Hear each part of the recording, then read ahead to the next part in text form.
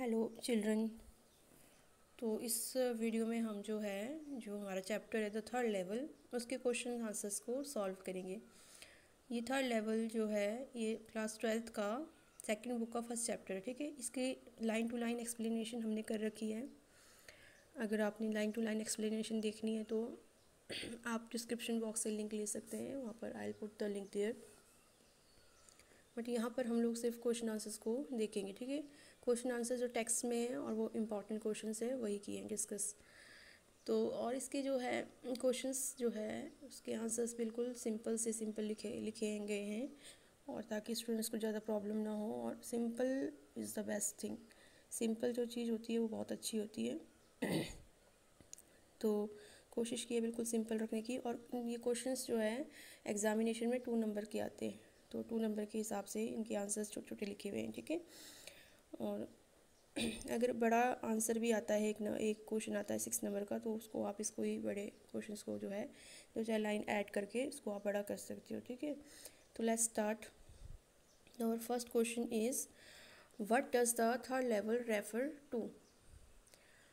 What does the third level refer to. Question को अच्छे से अंडरस्टैंड करना है पहले। Although the questions are very simple but we have to understand it clearly, क्योंकि questions के अंदर ही आंसर्स होते हैं, तो हमें क्वेश्चंस को अच्छे से अंडरस्टैंड करना होता है। तो कहता है कि द थर्ड लेवल जो है किसको रेफर करता है, किसको दर्शाता है थर्ड लेवल। तो हमने लेसन पढ़ा है, हमने देखा है कि थर्ड लेवल क्या है, अंडरग्राउंड लेवल्स है द ग्रैंड सेंट्रल स्टेशन के। ठीक है, तो हम इसको लिखेंगे the third level refers to the underground levels of the Grand Central Station. It is a subway where 20th century trains and suburban trains run। ठीक है, और एक सबवे है जहाँ से 20th century trains और suburban trains चलती है। 2 नंबर के मार्क्स के लिए काफ़ी है इतना। हम नेक्स्ट क्वेश्चन देखते हैं। Would Charlie ever go back to the ticket counter on the third level to buy tickets to Gisworth for himself and his wife?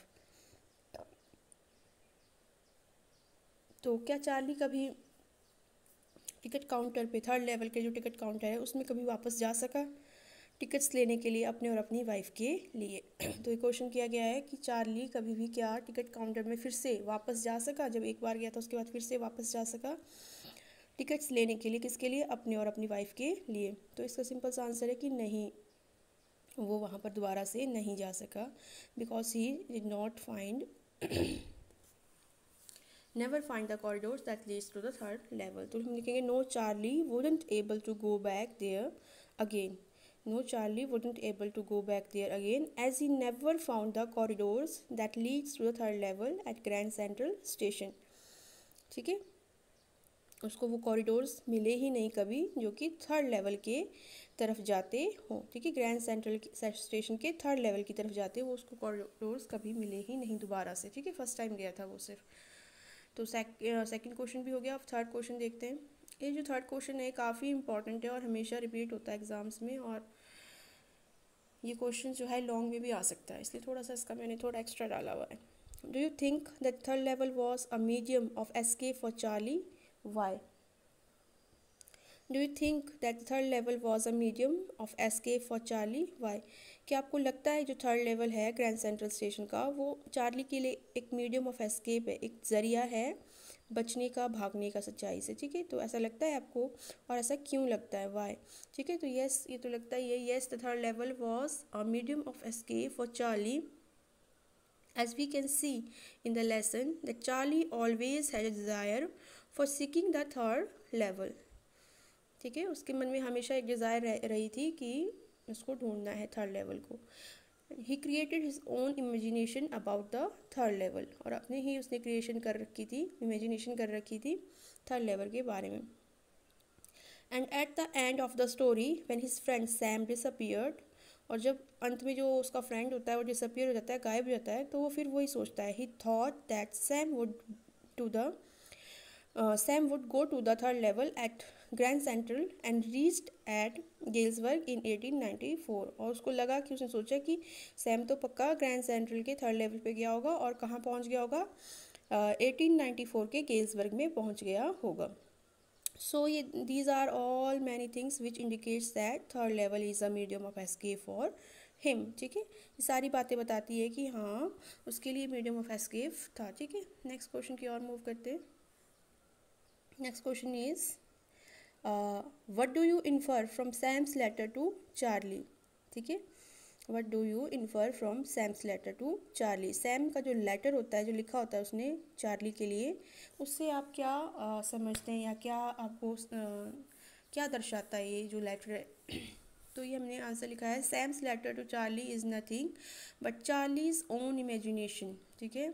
Sam's letter to Charlie is nothing but Charlie's own imagination which he created as he always wanted to go to Galesburg, क्योंकि वो खुद Galesburg जाना चाहता था, इसीलिए जो है उसने इमेजिनेशन कर रखी थी। But he could not able to go there, और वो जा नहीं सका वहाँ पर। So now he imagine that his friend Sam has reached there and been staying there for 2 weeks, और उसने अब इमेजिनेशन कर ली कि उसका फ्रेंड वहाँ पर चला गया है सैम, और वहाँ पर 2 हफ्ते से रह रहा है, ठीक है।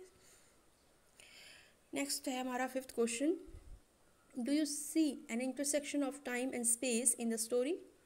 Yes, we can see there is an intersection of time and space in the story, ठीक है। हम देख रहे हैं कि टाइम एंड स्पेस की पूरी बात चली है। Because in the story our both characters, दोनों characters Sam and Charlie did time travel, उन्होंने टाइम ट्रेवल किया and reached in 1894, they reached in the Gelsburg aliens, तो उन्होंने टाइम ट्रेवल किया चार्ली ने और सैम ने, ठीक है। तो नेक्स्ट क्वेश्चन है हमारा question number 6, The modern world is full of insecurity, fear, war, worry and stress. What are the ways in which we attempt to overcome them? ठीक है। तो जो ये मॉडर्न वर्ल्ड है, आजकल का जो ज़माना है, ठीक है, आजकल का जो समाज है, आजकल का जो टाइम है, ये full of insecurity, fear, war, worry से भरा हुआ स्ट्रेस है लोगों के अंदर, ठीक है। इनसिक्योरिटी की भावना है, चाहे वो हेल्थ से रिलेटेड हो या फिर मनी से रिलेटेड हो। तो इन सब चीज़ों से बचने के लिए what are the ways in which we attempt to overcome them, तो ऐसे कौन से रास्ते हो सकते हैं जिससे जो है हम इन सब चीज़ों से बच सके या ओवरकम निकल सके, बाहर आ सके, इनसिक्योरिटी, फियर, वॉर, वरी से, इन सब चीज़ों से ओवरकम कर सके, ठीक है। तो there are so many ways by which we can be able to overcome all this, ठीक है। There are so many ways as some people perceives some kind of hobbies, ठीक है। तो कुछ आदमी तो कुछ हॉबीज़ अपनी रखते हैं जिससे कि वो थोड़े टाइम के लिए इससे रियलिटी से जो है ओवरकम कर सकते हैं, ठीक है। जैसे कि लिसनिंग गुड म्यूज़िक, ठीक है, reading good books, playing sports, ये सारी चीज़ें हॉबीज़ हैं जो आप कर सकते हो इन स्ट्रेस से ओवरकम करने के लिए। Apart from all these things we can focus on our work, ठीक है, we can focus on our work to avoid stress, anxiety and worries. तो अपने काम पर ध्यान देकर भी हम जो है इन सब चीज़ों से ओवरकम कर सकते हैं। तो यही थे क्वेश्चंस जो इम्पोर्टेंट थे लेसन में, तो ये हमने डिस्कस कर लिए हैं। और जो ये क्वेश्चंस के आंसर्स है ये बिल्कुल जो है सिंपलेस्ट फॉर्म में खुद फ्रेम किए गए हैं, ये आपको कहीं भी मतलब ऐसी बुक्स एमपीटीज वगैरह में नहीं मिलेंगे। उसमें काफ़ी कॉम्प्लिकेटेड से आंसर है, इसीलिए सिंपल से रखे गए हैं ताकि स्टूडेंट्स जो है अच्छे से इसको समझ सके और एज इट इज़ लिख सके, ना कि रट्टा लगा के लिख सके, ठीक है। Okay, thank you.